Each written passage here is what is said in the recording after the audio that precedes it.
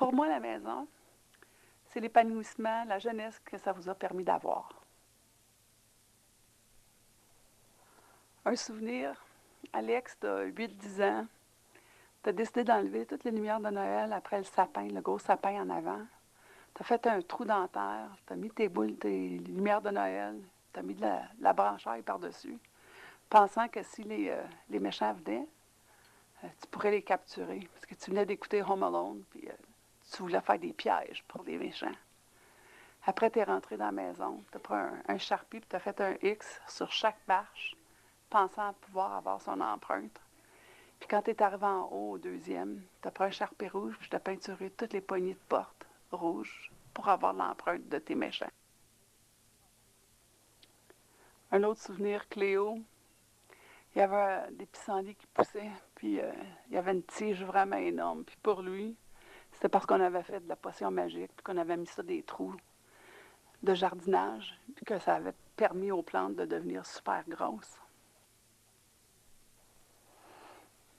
Un dernier souvenir, les deux filles, Fred et Laurence, qui jouent au restaurant dans leur petite cabane, puis qui ils font à manger, puis qui nous font venir pour venir prendre le thé de l'après-midi ou venir manger de la soupe, puis ils se faisaient des menus, puis ils nous distribuaient ça pour qu'on aille commander, puis ils faisaient les chefs, puis on s'assoyait là. Puis des fois, on avait des poupées comme amies, mais des fois, c'était juste nous autres, puis ils passaient la journée à mettre leur chapeau de chef et leur tablier à nous cuisiner ça.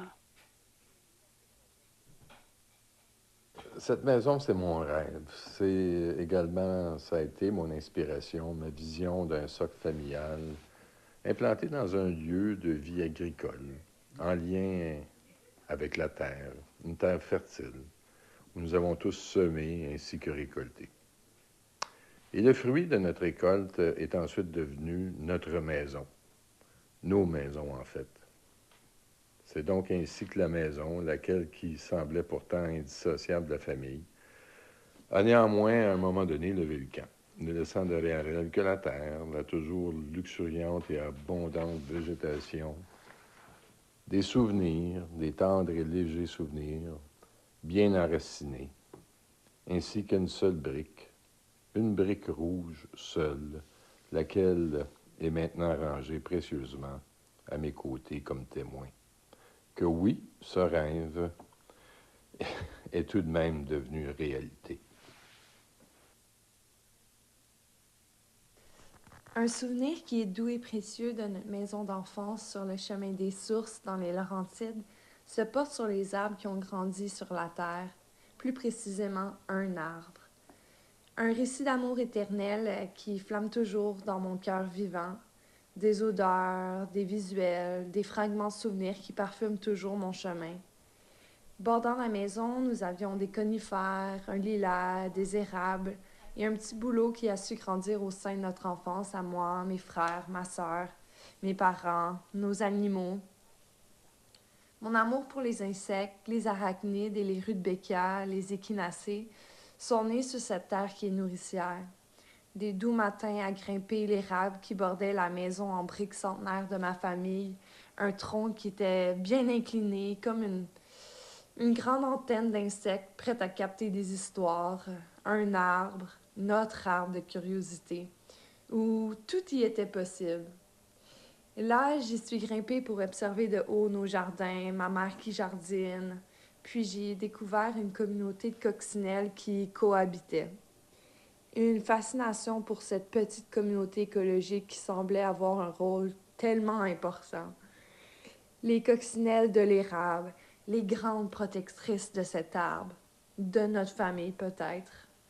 Toutes ces petites coccinelles rouges qui gambadaient ensemble, qui vivaient à naviguer l'écorce des aventures sur les feuilles de l'arbre, qui dansaient.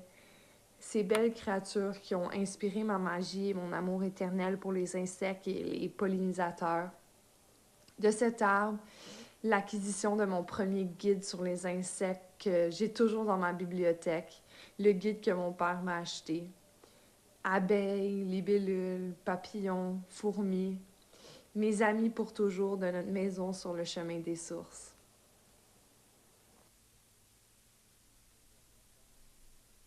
Je me souviens de la montagne en fait, de la butte qu'on montait, qui avait l'air si grande, puis qu'on descendait en ski ou en toboggan, puis avec le temps, c'est, c'est rapetissé, je pense. Je pense qu'elle est rentrée, elle est re-rentrée dans la terre, cette petite butte-là. Euh, ça va, c'est ça. Ok, bye. Je crois que mes meilleurs souvenirs, parce que je pense que j'en ai plus que un, mais c'est sûr que jouer dans la petite maison qui était comme derrière dans la cour, puis qu'on s'amusait on faisait comme des restos avec Fredo. J'aimais vraiment ça, jouer là-dedans ou dans la cabane dans les arbres, puis envoyer des choses dans la maison avec la corde à linge jusqu'à la cabane dans les arbres. Ça, je trouvais ça cool. Et que ça, c'était comme plus l'été ou avoir joué avec Alfred euh, en, en jouant au soccer avec Alfred, notre mouton.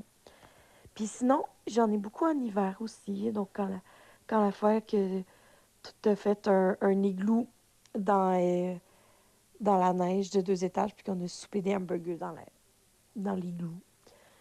Puis sinon, juste faire du vélo sur le rond dans l'entrée ou glisser sur la mini-côte quand on arrivait. Ou sinon, jouer à Dance Dance Revolution dans le sous-sol tout ensemble.